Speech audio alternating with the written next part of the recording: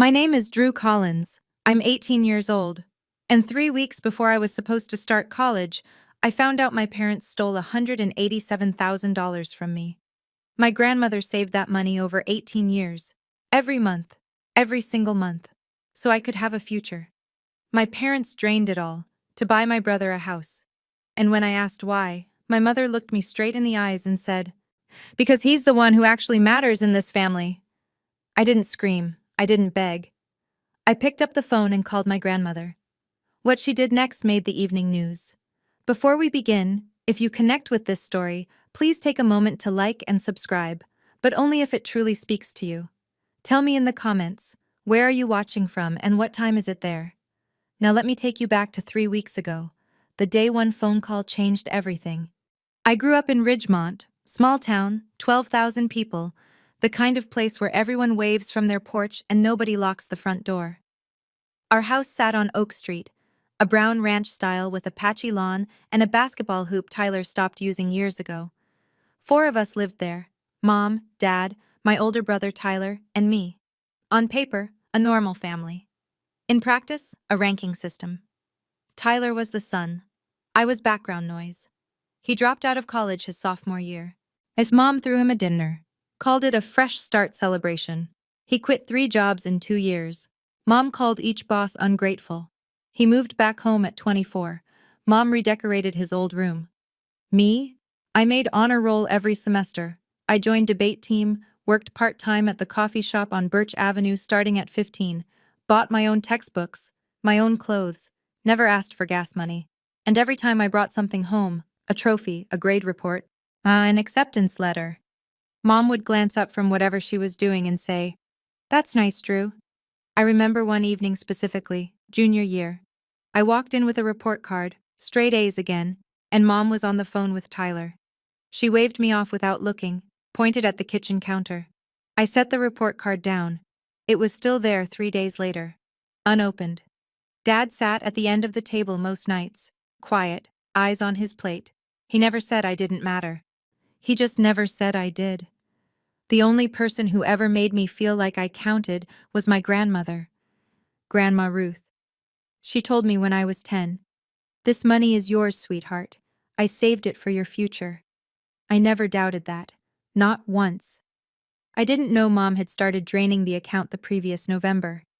Let me tell you about my brother, Tyler Collins, 26, tall, easy smile, the kind of guy who walks into a room and everyone likes him. He got that from Mom, the charm, but the way people just gravitate. What he didn't get was follow-through. He enrolled at State, lasted 3 semesters, then told Mom the professors didn't understand his potential. She agreed. He tried sales, quit. Tried bartending, fired. Tried freelance graphic design, which mostly meant sitting in his apartment scrolling Reddit while invoices went unpaid. Every single time, Mom had an explanation. The system isn't built for creative people like Tyler. His boss was threatened by him. He just needs the right opportunity. And every single time I succeeded at something, Mom had an explanation for that too. Girls have it easier, less pressure. Drew's just book smart. That's not the same as real-world smart. She doesn't have Tyler's burdens. Thanksgiving last year. I'd just gotten accepted to 3 universities. I was waiting for Mom to bring it up at dinner. She didn't. Instead, she stood at the head of the table, raised her glass, and said, "I want everyone to know, Tyler is going to do something incredible. I believe that with my whole heart." The table clapped. Uncle Jim, Aunt Patty, Cousin Sarah, everyone. Nobody mentioned my acceptances. Not one person. Dad sat at the far end, fork in hand, staring at his mashed potatoes like they held the answers to something. After dinner, my phone rang. Grandma Ruth. She wasn't at Thanksgiving. Bad knee that winter. But somehow she knew. Her voice was careful, deliberate. "Drew, I need you to keep everything I've ever sent you. Every envelope. You understand me?" I didn't understand. Not then. "Yes, Grandma. I will." I wish I'd asked why. 3 weeks before move-in day, a Tuesday in July, I'm sitting at the kitchen counter with my laptop open, finalizing my enrollment checklist. Housing deposit, paid from my coffee shop savings.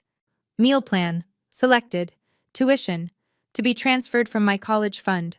I call the bank to confirm the wire instructions. Routine. I've rehearsed this call in my head for months. The woman on the line asks for my social security number, date of birth, account verification. I give her everything. Then silence. Not a pause. Silence. The kind where you can hear someone choosing their words. Miss Collins? I'm showing a current balance on this account of $214.36. I laugh. I actually laugh because obviously there's a mistake. I'm sorry. Can you check again? The account should have approximately 187,000. More silence. Keyboard clicking. Ma'am, I'm looking at the transaction history. There have been multiple withdrawals over the past 8 months. Amounts ranging from $9,000 to $15,000 per transaction. The withdrawals were authorized by the custodian on the account, a Mr. Roy Collins. My father. I don't say anything. The kitchen is so quiet I can hear the refrigerator humming. Through the window, I see Tyler's new truck in the driveway, the one he got last month. The one Mom said was a good deal from a friend. My hands aren't shaking. They should be, but they're not. Everything is just still. Like the world pressed pause and forgot to press play. $214 out of 187,000. 8 months. They'd been taking it for 8 months. I set the phone down gently, stood up from the counter, and I went to find my mother. She's in the living room, feet up on the ottoman, watching some renovation show, glass of iced tea sweating on the side table, completely at ease. Mom, where is my college fund? She doesn't flinch. He doesn't even look surprised. She picks up the remote, mutes the TV, and turns to face me like I've just asked about the weather. We used it for your brother's house. He needed it more than you do. The room tilts. Not physically, but something shifts inside me. Some load-bearing wall I didn't know was there just cracked. That was my money. Grandma Ruth saved it for me. Mom smiles. Not warm, patient. The way you'd smile at a child who doesn't understand how the world works yet. Your grandmother can save all she wants. I'm your mother. I decide what's best for this family. That was a custodial account. Legally, it's mine. She stands, walks toward me, close enough that I can smell her perfume, that vanilla one she wears to church. You want to talk legal? Fine, sue me. But remember who raised you, who fed you, who kept a roof over your head. She tilts her head, studies me. Tyler needed a stable foundation, a home, something real. You? She waves her hand like she's brushing away a fly. You'll figure it out, you always do. And then the sentence, the one I'll carry for the rest of my life. He's the one who actually matters in this family. She says it the way you'd state a fact. Sky is blue, water is wet. Your brother matters more than you. Then she unmutes the TV and sits back down. I'm still standing there, but something inside me has already left the room. And I close my bedroom door and sit on the edge of the bed. My hands are steady, my breathing is even. But inside, the math is already running. Tuition deposit, $5,000, due in 10 days. If I miss it, I lose my spot. If I lose my spot, the pending scholarship application, the one tied to enrollment, dies with it. 4 years of honor roll, debate trophies, recommendation letters, SAT prep at the library because I couldn't afford a tutor, all of it, gone. I have $812 in my checking account. That's 4 months of coffee shop tips. It won't cover the deposit, let alone a semester. I run through options. Student loans. I'd need a cosigner. Dad won't sign anything Mom doesn't approve. Financial aid emergency appeal. Possible, but slow. Too slow. I could beg. I could go back to that living room and get on my knees and ask my mother to please, please give me back my future. But I already know what she'd say. She'd say the same thing she's always said. Figure it out, Drew. You always do. That's the trick, isn't it? They took everything because they knew I wouldn't crumble. They counted on my resilience as permission to rob me. If I do nothing, if I stay quiet, swallow this, keep the peace like I've done my entire life, I lose $187,000. I lose college. I lose the only path I've built for myself out of this house, this town, this ranking system where I will always be second. I look at my phone. The screen lights up. Contacts. The name at the top of my favorites list. Grandma Ruth. I haven't called her yet. Not yet. Because I know, once I make that call, there's no coming back. I find Dad in the garage. His workbench is covered in wire strippings and electrical tape. He's been rewiring a junction box for a client. The radio plays low, classic rock. He doesn't look up when I walk in. Dad? His shoulders tighten. He knows. Did you sign the withdrawal forms? He sets down the wire cutters, stares at the wall behind the bench. There's a long, terrible silence, the kind that answers the question before any words do. Then he nods. Why? Your mother said it was the right thing for the family. For the family? Or for Tyler? He turns. His eyes are red at the edges. Not from crying, from not sleeping. I can see it now. The way his jaw clenches. The way his hands fidget. He's known this was wrong the entire time. Tyler is your brother. We're all family. The money, it'll come back around, Drew. Come back around. I repeat it. Let it sit in the air between us. $187,000 will just come back around. He looks away. Your mother thought. I'm not asking what Mom thought. I'm asking what you thought. You signed those forms, every single one, for 8 months. Nothing. He picks up the wire cutters again, holds them like an anchor. You signed away my future, Dad, and you can't even look at me. He doesn't look at me. He doesn't say another word. I leave the garage, walk through the kitchen, past the counter where my report card sat unopened for 3 days, past the living room where Mom's renovation show is still playing. I go to my room, I sit on the bed, I pick up the phone, and I call Grandma Ruth. She picks up on the second ring. Her voice is warm, at the way it always is, like sun through a kitchen window. Drew, honey, everything all right? I tell her. All of it. The bank call, the balance, the 8 months of withdrawals, Dad's signature, Mom's face when she told me. Every word in order, without crying. When I finish, there is silence. 10 seconds, maybe more. Then her voice comes back. And it's different. Not warm anymore, sharp, controlled, like a blade wrapped in velvet. They took all of it? Yes.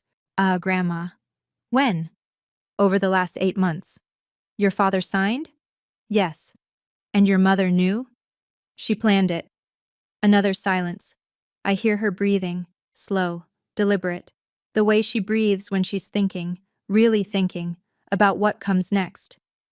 Drew, listen to me carefully. Her voice is steady now. No tremor, no hesitation. That money is yours, not theirs, not the family's. Yours. Do you understand me? Yes, ma'am. I have every document, every single one. From the day I opened that account. Something in my chest loosens. Not relief exactly, more like the moment you realize you're not alone in a dark room. Grandma, I don't know what to do. You don't need to know yet. That's what I'm here for. A pause. Are you safe? Do you need to come to my house tonight? I'm okay. Tomorrow morning, 8 o'clock. My kitchen table. Bring everything I've ever mailed you. Every envelope, every letter, every document. But can you do that? Yes. Good. Get some sleep, sweetheart. We have work to do. I hang up and stare at the ceiling. She'd kept copies, all 18 years. She'd kept everything. I wonder, had she always known this might happen? Morning. I'm pulling on my shoes by the front door when Mom appears in the hallway. Hair done, lipstick on, arms crossed. Where are you going? Grandma's house. Her face changes. Not anger, something colder. Recognition. It's like she's been waiting for this move and already has a counter prepared. You called your grandmother about this. It's her money she saved. She deserves to know. Mom steps closer. Her chin trembles, right on cue. Drew, you are tearing this family apart. Do you understand what you're doing? The tears arrive. Practiced, precise. Your grandmother doesn't understand our situation. She never has. She's always judged me. This isn't about judgment. Mom.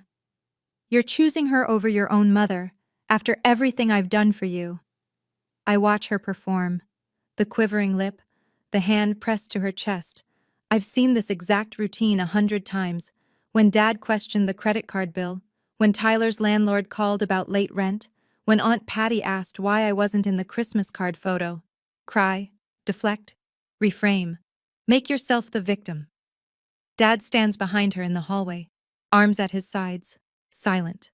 A witness to everything, as a participant in nothing. I'm not destroying this family, Mom. You did that when you stole from me. Her eyes go flat. The tears stop like someone turned off a faucet. Be very careful, Drew. I step past her. She doesn't move to block me. She doesn't need to. She's already reaching for her phone as I walk out the door. I'm barely in the car when I see it through the window. Mom pacing the kitchen, phone to her ear, gesturing wildly. She's calling Tyler, I'm sure of it. And damage control has already begun. Grandma Ruth's house sits on Maple Street, a small white cottage with blue shutters and a porch swing that's been there since before I was born. Hydrangeas along the walkway. Wind chime by the door. It always smells like coffee and lavender inside. She's waiting at the kitchen table, reading glasses on. A blue folder open in front of her, and beside it, a second folder, and a third. I stop in the doorway. Grandma, how long have you had all that? 18 years, she says without looking up. Sit down. I sit. She slides the first folder across the table. Inside, the original UTMA account opening document. My name, Drew Collins, beneficiary. Dad's name, Roy Collins, custodian. Dated the month I was born, notarized. Second folder, annual account statements, every single year. 18 of them, organized chronologically with color-coded tabs. Third folder, the most recent statement. Then current balance, $214.36. She taps it with her finger. I requested these from the bank every January. Every year, because I know my daughter. She looks up at me over her glasses. I love Diane. But I have never trusted Diane with money. My throat tightens. You knew this could happen. I hoped it wouldn't. She closes the folder gently. But I prepared for the possibility.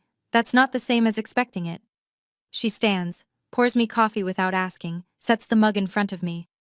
I'm calling Margaret Bowen this morning. She's the best estate attorney in this county, and then we're going to get back every cent that belongs to you. I wrap my hands around the mug. Grandma, she's your daughter. Ruth Hartwell looks at me. Her eyes are steady, clear, 74 years old, and absolutely unshakable. And you're my granddaughter, and what she did is a crime. But she did more than call a lawyer, much more than I could have imagined. And Margaret Bowen arrives at 2 that afternoon. She drives a silver sedan, wears a navy blazer even in July, and carries a leather briefcase that looks like it's survived 30 years of courtrooms. 60 years old, gray hair pinned back, handshake like a vice. She sits at Grandma Ruth's kitchen table, puts on reading glasses, and goes through every document in those blue folders, page by page. 20 minutes of silence except for the occasional sound of paper turning. And then she takes off her glasses and sets them down. Mrs. Hartwell, this is straightforward. She looks at me. Drew, this is a UTMA account, Uniform Transfers to Minors Act. The money in this account has belonged to you since the day your grandmother deposited it. Your father was named as custodian, meaning he had a fiduciary duty to manage it solely for your benefit. She taps the final statement. At withdrawing $187,000 to purchase a home for another family member is not managing it for your benefit. It is a clear violation of fiduciary duty, and given the amount, this constitutes felony theft of custodial funds under state statute. The word felony hangs in the air like smoke. What are Drew's options? Grandma Ruth asks. 2 paths: civil lawsuit for restitution, getting the money back, and a criminal complaint filed with the district attorney's office. Margaret pauses. You can pursue one or both. Ruth looks at me. I look at her. She doesn't tell me what to do. She never has. She just nods, once, and waits. Both, I say. Margaret writes something in her notebook and closes it. I'll file the complaint tomorrow morning. I'll need both of you available for statements. She shakes our hands at the door, firm, professional. The wheels are turning now. And they don't stop for anyone. After Margaret leaves, I expect Grandma Ruth to sit back down, rest, process. She doesn't. She picks up her phone and scrolls through her contacts with the focus of a woman who has already mapped out her next 3 moves. Grandma, what are you doing? Calling Karen Avery. I blink. Karen Avery, the reporter, Channel 7. She was my student, class of 2003. Good head on her shoulders, honest. Grandma, are you sure? That's public. Everyone will know. Ruth sets the phone on the table and looks at me. Really looks at me. Not with anger, not with urgency, with the calm certainty of someone who has watched her daughter rewrite the truth for 40 years. Drew, listen to me. Diane is already controlling the story. I guarantee she's called 5 people this morning and told them this is a misunderstanding, a family squabble. She'll go to church on Sunday and shake hands and smile and say her mother is being difficult. She leans forward. Your mother has survived every crisis in her life by making sure nobody hears the other side. She relies on our silence. That's how she operates. That's how she's always operated.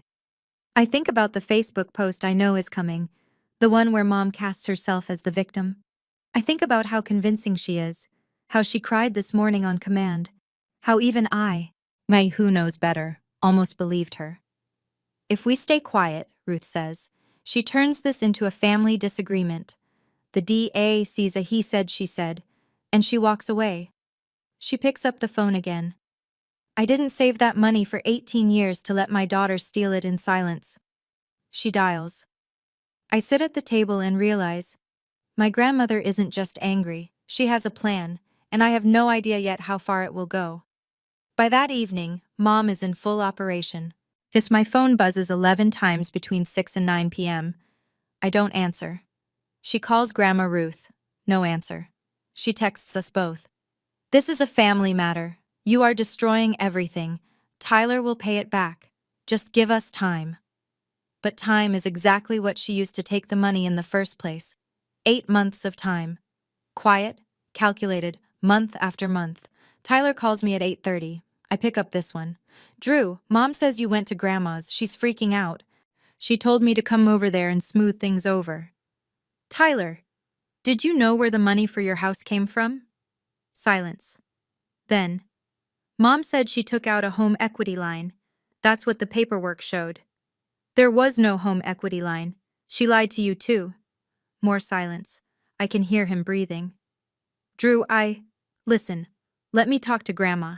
I can fix this. You can't fix this, Tyler. It's already broken. I hang up, set the phone face down. And meanwhile, and I don't find this out until the next morning, Mom is calling neighbors, friends from church, posting in the Ridgemont Community Facebook group at 9:47 p.m. Please pray for our family. My mother is trying to tear us apart over a misunderstanding about finances. I've always put my children first. I just ask for your prayers and understanding during this painful time. 62 reactions by midnight. Hearts, prayer hands. Stay strong. And Diane. She was already rewriting the story. That's what she does. She was never going to stop. Not until someone told the truth louder. And right about then, I didn't know.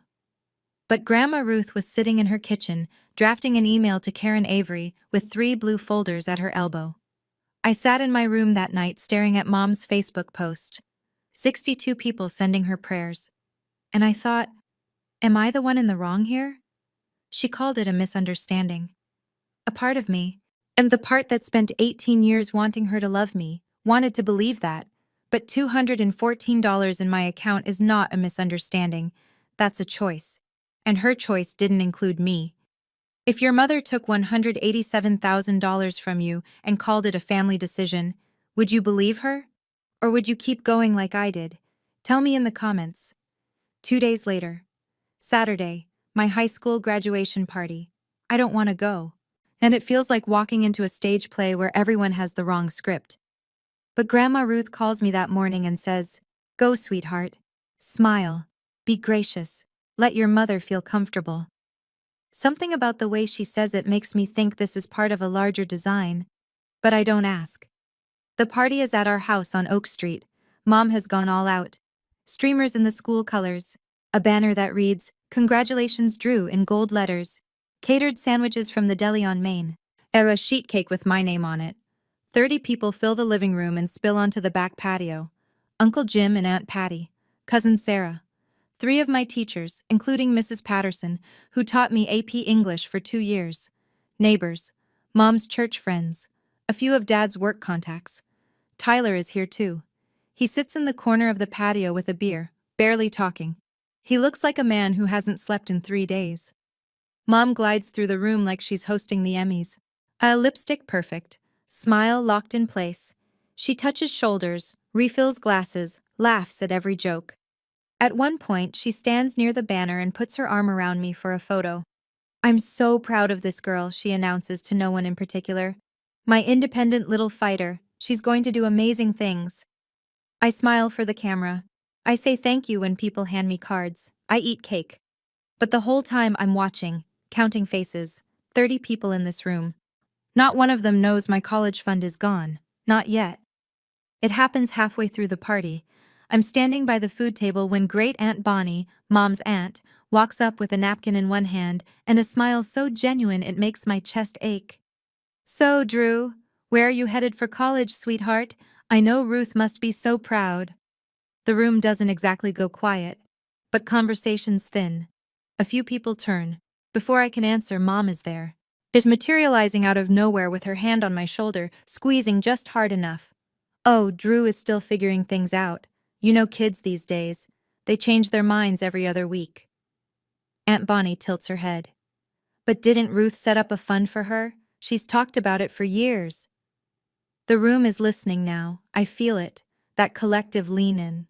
Mom doesn't miss a beat. Mother's fund was really more of a family investment. And we redirected it where it was needed most. She beams. "Tyler just bought his first home. Isn't that wonderful?" A few nods, a few polite murmurs of congratulation. But not everyone. I see Mrs. Patterson near the window. She's not nodding. She's watching Mom with narrowed eyes, then looking at me, then back at Mom. Her jaw is tight. Uncle Jim glances at Dad. Dad is suddenly very interested in his paper plate. Mom keeps going. "Drew has always been self-sufficient. She doesn't need a fund. She's got grit. Right, honey?" She squeezes my shoulder again. The whole room is waiting for me to agree. I don't agree. I don't say anything at all. I just look at my plate and think, she just told 30 people she stole my money, and she doesn't even realize it. After the party, the backyard empties slowly. Paper plates in the trash. Leftover cake on the counter. Mom inside, doing dishes, humming like nothing happened. Tyler catches me on the back porch. Drew? Wait." I stop. He looks terrible, eyes bloodshot, hands in his pockets, shifting his weight like a kid standing outside the principal's office. "That fund, was it really yours? Like, legally? Only yours?" I pull up the photo on my phone, the one I took at Grandma Ruth's kitchen table, the UTMA document. His eyes scan it. Beneficiary, Drew Collins. Custodian, Roy Collins. No mention of Tyler. No mention of Diane. No mention of family. His face drains of color. "Oh, I didn't know," he says, almost a whisper. "Drew, I swear to God, I didn't know." "I believe you." Mom said, she told me it was a home equity line of credit. She showed me paperwork. She said it was all legitimate. "There was no line of credit, Tyler." He sits down on the porch step, puts his head in his hands. For a long moment, neither of us says anything. The crickets are loud. A car passes on Oak Street. "What do you want me to do?" he asks. I sit down next to him, not close. But next to him. "I don't want anything from you. I just want what's mine." He nods, slowly, like the weight of it is settling into his bones. "She lied to me too," he says quietly. "She looked me right in the face and lied." "Yeah," I say. "She did." We sit there in the half-dark, two siblings on opposite sides of a theft neither of us planned. And for the first time in our lives, we're on the same page. But I know, same page doesn't mean same ending. Monday morning. And Mom opens the mailbox and finds an envelope from the law office of Margaret Bowen. I know this because I hear her scream from inside my bedroom, not a word. A sound, raw, furious, like an animal caught in a trap. 30 seconds later, she's banging on my door. "You're pressing charges? Against your own parents?" I open the door. She's holding the letter, Formal demand for restitution. Notice of criminal complaint filed with the district attorney. Are you out of your mind? Drew? You stole $187,000 from me, from a custodial account. That's a felony. This is our family. This is not, this is not something you take to a courthouse. I don't raise my voice. I don't need to. The facts do the work. You had 8 months to tell me. You chose not to. This is the consequence. And then, the shift. The tears again, right on schedule. She crumples the letter against her chest. Her lip quivers. Her voice drops to that wounded whisper she's perfected over decades. I was trying to help this family. Both my children. You don't know the pressure I've been under. Tyler didn't need my college fund, Mom. Her eyes harden. The tears evaporate. And there she is, the real Diane. Not the martyr, not the devoted mother, the woman who looked at her daughter's future and decided it was currency. If you go through with this, she says, voice flat, you will never be part of this family again. I hold her gaze.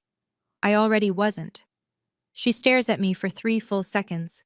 Then she turns, walks down the hall, and slams the bedroom door so hard the family photos rattle on the wall.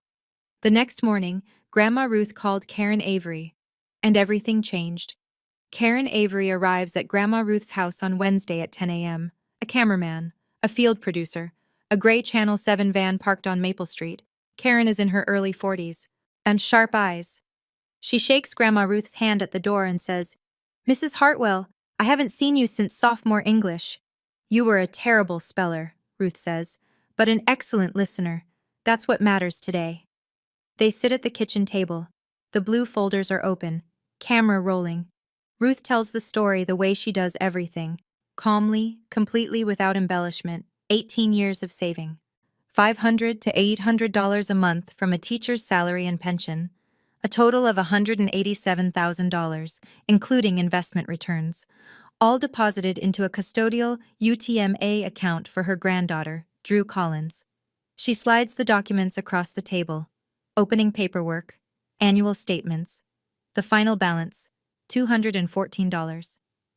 My daughter and her husband withdrew every penny, she says, looking directly into the camera. They used it to purchase a house for their son, not for Drew. Drew did not receive a single cent. Karen asks, And you're filing criminal charges against your own daughter? Ruth folds her hands, steady, unshakable. I love my daughter. I will always love my daughter. But I love justice more. And Drew deserves justice. That money was never mine to give Diane. It was never Diane's to take. It belonged to Drew from the day I deposited the first dollar. The camera holds on her face for a long moment. 74 years old, retired schoolteacher, backbone of steel. Karen Avery thanks her, packs up, and tells us the segment will air on Thursday evening's broadcast. 48 hours. In 48 hours, the whole town will know. Thursday, 6 o'clock news. I watch from Grandma Ruth's living room. She sits in her armchair, hands folded in her lap, eyes on the screen. And neither of us speaks. The segment runs 4 minutes. Karen Avery narrates over B-roll of our town, the courthouse, the bank on Main Street, the high school. Then Grandma Ruth's face fills the screen. Her voice, steady and clear, carrying the truth into 12,000 living rooms. Grandmother accuses daughter of stealing grandchild's $187,000 college fund. It goes exactly the way you'd expect, and then further. By 8 p.m., the Ridgemont Community Facebook group is on fire. Oh, hundreds of comments, shares, people tagging people. Mrs. Patterson, my AP English teacher, writes, I taught Drew Collins for 4 years. She earned every grade, every award, every opportunity. That girl deserves better than this. 87 likes in 20 minutes. Parents start posting, I have a UTMA for my son, checking it right now. Does this happen? Can a parent just take the money? I'm calling my bank tomorrow. I scroll through comments from Ruth's couch, and most are supportive. A few are cautious. There are 2 sides to every story. But when Karen Avery posts a link to a legal explainer about custodial accounts, even the cautious ones go quiet. Mom is watching. I know because Tyler texts me at 8:22 p.m. Mom saw the news. She tried to call the station. They wouldn't pull it. Then a second text. I saw it too. I'm so sorry, Drew. I'm going to make this right. The story gets picked up by a station at the state level by Friday morning. Ridgemont has never seen anything like this, and it's only the beginning. Mom's counterattack comes Friday at noon, a long, carefully worded Facebook post on her personal page. The story you saw on the news tells only one side. I am a loving mother who has sacrificed everything for both my children. The funds were used for our family's future. My mother and I have had our differences for years, and I'm heartbroken that she chose to make them public. I ask for privacy, compassion, and prayers during this incredibly difficult time. It gets 114 reactions in the first hour, but something interesting happens underneath. The comments split, and not in her favor. Diane, a custodial account belongs to the child. That's the law. I've known Ruth Hartwell for 30 years. She doesn't lie. If it was a family decision, why didn't Drew know about it? One by one, the prayer hands thin out, the stay strong messages slow. People who were at my graduation party start going quiet. Uncle Jim deletes his comment. Mom gets removed from the Ridgemont Women's Auxiliary Group on Saturday. The church prayer chain coordinator calls and suggests she step back from leadership for a season. Neighbors stop waving. And then, a private message lands in my inbox from a name I don't recognize at first. Sandra Mullen, Mom's college roommate. Drew, I'm sorry for what you're going through. I want you to know, your mother borrowed $3,000 from me last year and never paid it back. When I saw the news, I wasn't surprised. I was just sad. I stare at the message. $3,000. Another person. Another lie. Mom's narrative is collapsing, not because anyone is attacking her, but because the truth has its own gravity. And gravity doesn't need permission. The following Wednesday, Margaret Bowen calls. Drew, I have an update. The district attorney's office has formally opened an investigation. They've subpoenaed the bank records. I'm sitting on Grandma Ruth's porch. It's a warm morning. The wind chime is turning slowly. What does that mean exactly? It means they're reviewing every withdrawal, every authorization, every signature. With $187,000 in documented custodial transfers used for a non-beneficiary purchase, this is textbook. But I would be very surprised if charges aren't filed. Textbook. My family reduced to a legal textbook example. What kind of charges? Felony theft. Given the amount, both your mother and father could face serious consequences. We're talking probation at minimum, potential prison time at maximum. I close my eyes. The wind chime makes a soft, clear sound. Is there a way? If they pay it back, can this stop? Restitution can be a mitigating factor in sentencing, but the DA makes charging decisions independently. Once the complaint is filed, it's not yours to withdraw. I call Grandma Ruth after I hang up. She's inside, making lunch. I'm scared, Grandma. Of what? That they'll actually go to prison. They're my parents. Ruth is quiet for a moment. A long moment. And when she speaks, her voice is the gentlest it's been through all of this. Drew, you didn't put them there. They put themselves there. Every signature, every withdrawal, every lie. But that was their choice, not yours. I nod, even though she can't see me through the screen door. Now come inside. Soup's getting cold. I go inside. I eat the soup. But my mind is somewhere else. Because Tyler is about to do something none of us expected. Tyler calls on a Friday afternoon. His voice sounds different, quieter, older somehow. Drew, I talked to a lawyer. My own lawyer, not Mom's. Okay. I'm giving back the house. I'm standing in Grandma Ruth's kitchen as I set down the glass I'm holding. Tyler, the house is in your name. I know. And it was bought with your money. I can't live in it. I've been lying awake every night staring at the ceiling of a house my little sister paid for without knowing it. I'm done. He tells me the plan. He'll list the house for sale. The proceeds go directly into a restitution account. Margaret Bowen will oversee the transfer. Clean, legal, documented. My lawyer says I'm not legally obligated, Tyler continues. I wasn't the custodian. I didn't sign anything. I didn't know. Then why are you doing this? Because it's right, and because... He pauses. His voice cracks just slightly. Because I can't be the person Mom turned me into. I won't. I don't say anything for a moment. The kitchen is quiet. Grandma Ruth is in the next room. I can hear her turning pages. Tyler, she told you it was a loan. She told me a lot of things. Another pause. I went through the paperwork she gave me. Bet the home equity line of credit documents? They're fake, Drew. There's no HELOC, no lender, no loan number. She fabricated them. The air leaves my lungs. Mom didn't just steal from me. She built a paper trail of lies to cover it. She forged documents. She lied to her own son's face. Thank you, Tyler, I say, because it's all I can manage. Don't thank me. I should have asked questions a long time ago. He hangs up. I sit down at the table and stare at the wall. This family is broken. But maybe not all of it. 2 weeks later, the DA makes it official. Diane Collins and Roy Collins are formally charged with felony theft of custodial funds. The amount? $187,000. The charge? Misappropriation of UTMA assets held in fiduciary trust for a minor beneficiary. Karen Avery runs the update on Thursday's broadcast.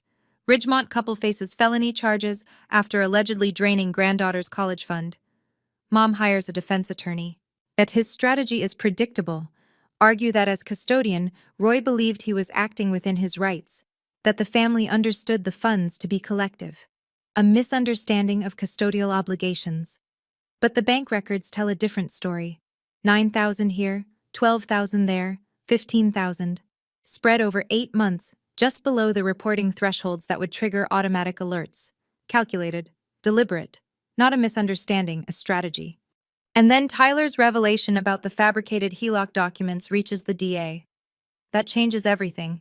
Falsified paperwork turns a bad decision into premeditation.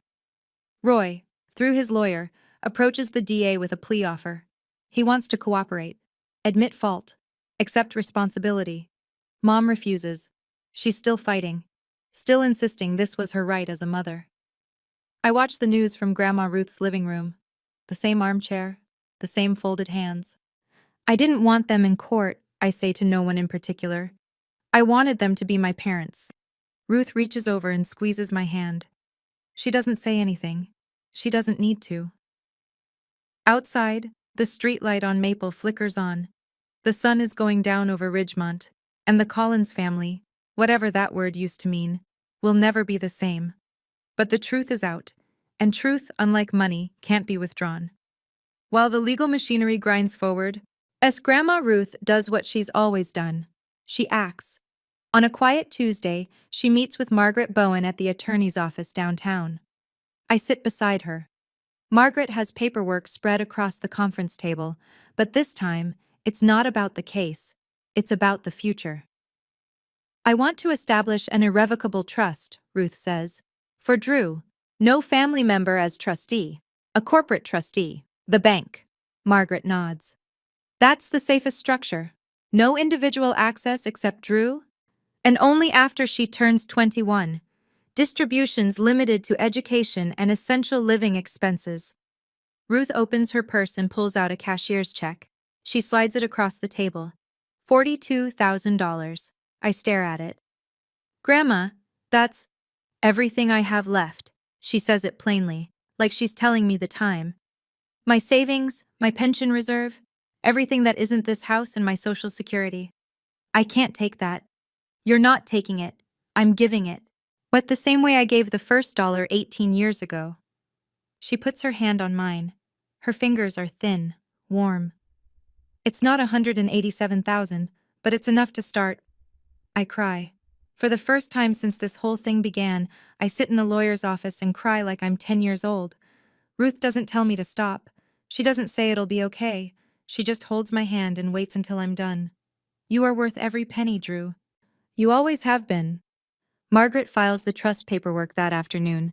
$42,000. Protected, untouchable, waiting for me.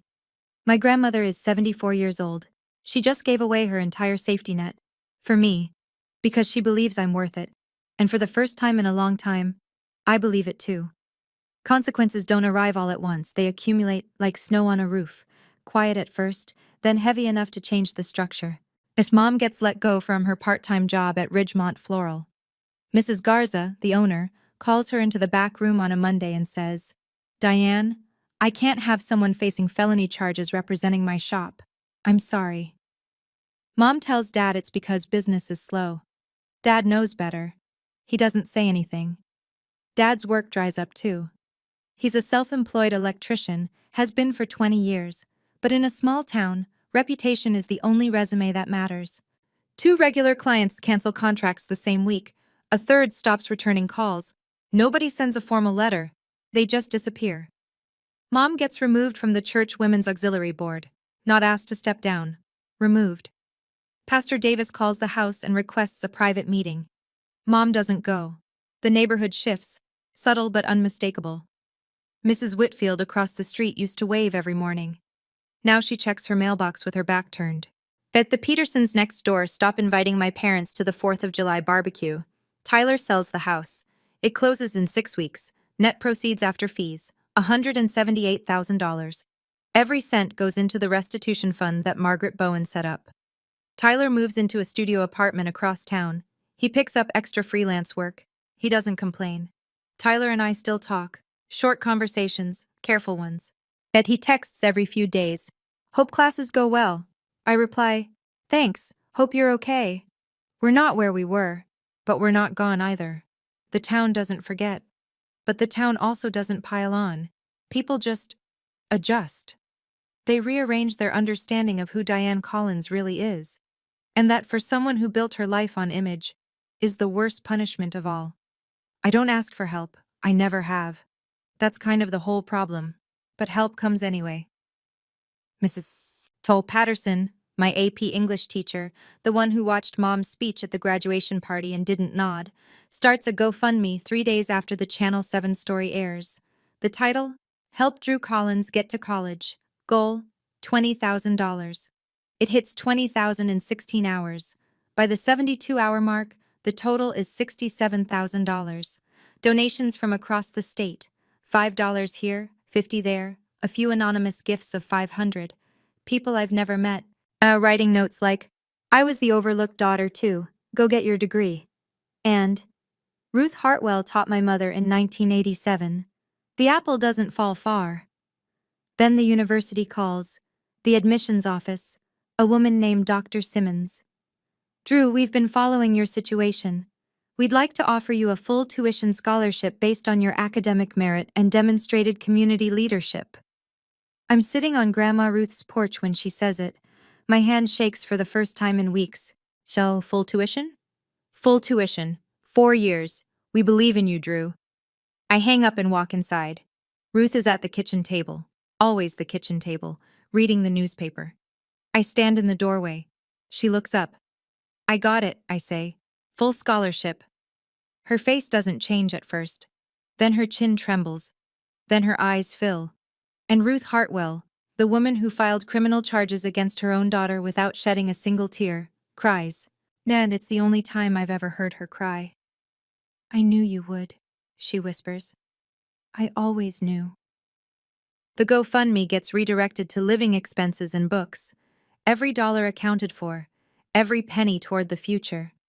And somewhere in the list of donors, an anonymous gift of $500.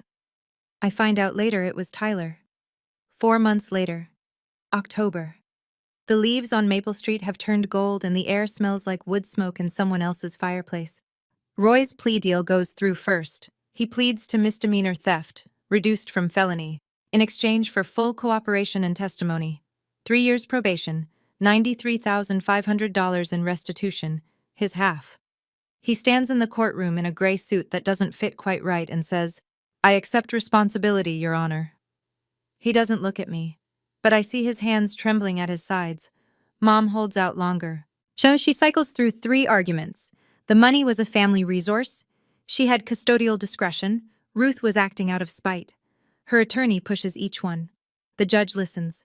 The evidence speaks louder. The fabricated HELOC documents seal it. In the end, Diane Collins accepts a plea. Felony theft, reduced to Class 4. 5 years probation. $93,500 in restitution. 200 hours of community service. No prison time, but a permanent felony on her record. And she says nothing in court. Not, I'm sorry. Not, I was wrong. She signs the paperwork, stands, and walks out of the courtroom without looking at anyone. Tyler's house sale covers $178,000 of the total restitution. Mom and Dad owe the remaining $9,000 through monthly payments. Combined with Ruth's trust, the scholarship, and the GoFundMe, I start college in the fall. On time, fully funded, textbooks bought, dorm room assigned. And I sit on my new bed on move-in day and let the math settle in. Justice doesn't feel like victory. It feels like grief with a receipt. There was a moment, I keep thinking about it. If Mom had just said, "I'm sorry." 2 words. Would I have dropped the charges? I don't know. But she never said it, not once, not even today. That's the part I keep coming back to. Not the money, not the courtroom, the silence where an apology should have been. And I sometimes wonder, if your parents did this to you, and they never once said they were sorry, even with the evidence in front of the judge, even with the whole town watching, could you forgive them? Or would you hold the line? I don't have the answer yet. Maybe I never will. But I'd really like to know what you think. Would you forgive? Or would you protect your boundary? Tell me in the comments. I read every single one. It's November now. My dorm room is small. A single bed, at a wooden desk, a window that looks out over the main quad where students cut across the grass between classes. On the wall above my desk, there's one photo. Grandma Ruth and me on graduation day. She's wearing her blue cardigan, the one with the buttons she's had since I was a baby. I'm in my cap and gown. We're both smiling. It's the only photo from that day I kept.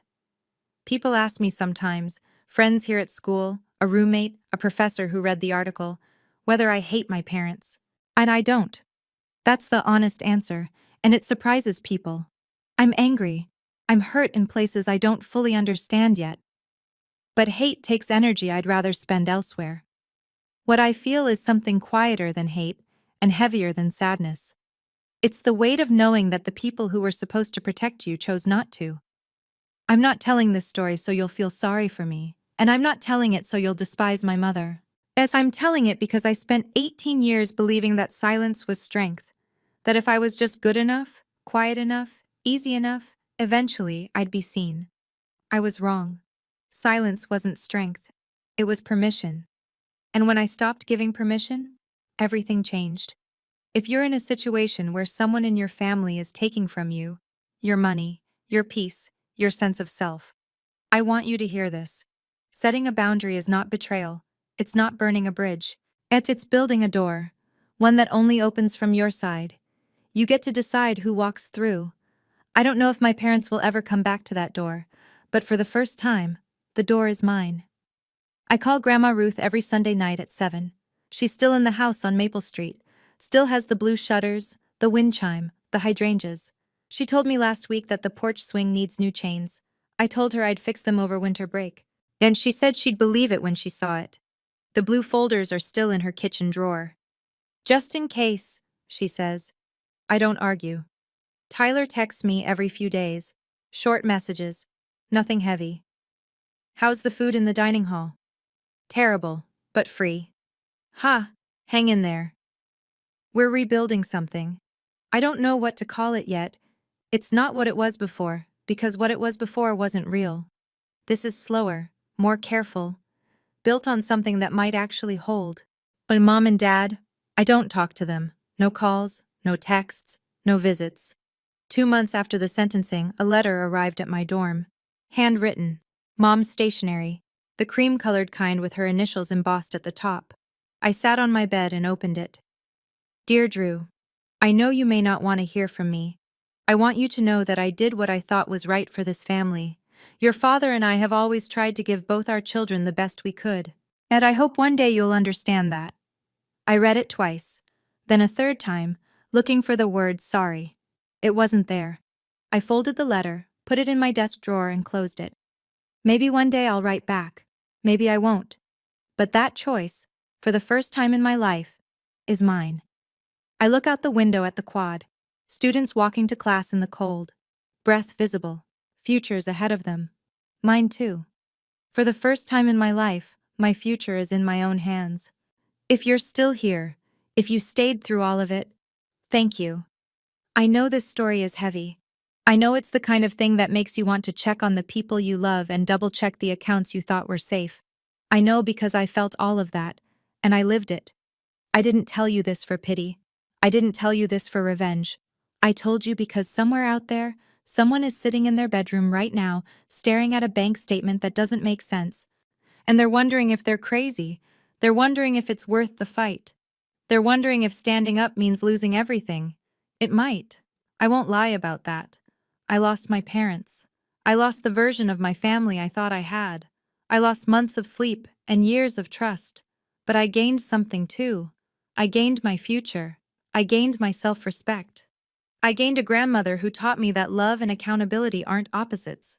They're the same thing. And I gained this. The knowledge that I am not the person who sits quietly while someone takes what belongs to me. Not anymore. If that speaks to you, if you've been the quiet one, the overlooked one, the one who keeps the peace at the cost of your own peace, I hope you hear me. You are worth standing up for. Even when the person you're standing up to shares your last name.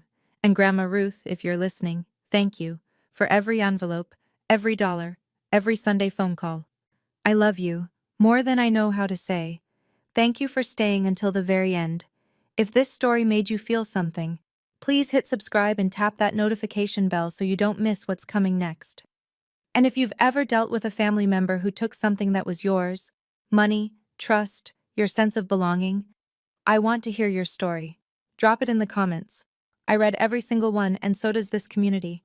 There's another story linked in the description about a woman whose in-laws tried to seize her inheritance at a family dinner in front of 40 guests. The way she handled it? You'll want to see how that one ends. I'll see you there.